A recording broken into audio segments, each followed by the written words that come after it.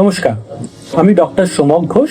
আজকে আমরা anal fistula সম্বন্ধে কিছু আলোচনা করব।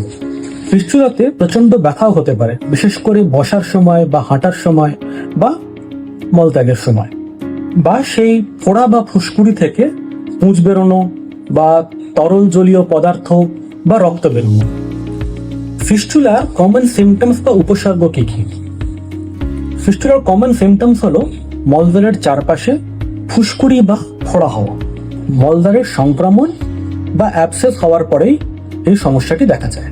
ফিস্টুলার ভেতরে ইনফেকশন বা পুঁজ যদি বেরোতে না পারে বা ভেতরে আটকে যায়, তাহলে রোগীর জ্বর আসতে পারে এবং খুব ক্লান্তি লাগতে পারে। ফিস্টুলা সাধারণত নিজে থেকে বা ওষুধ খেয়ে ভালো হয় না, এর জন্য সার্জারি বা অপারেশনের প্রয়োজন পড়ে।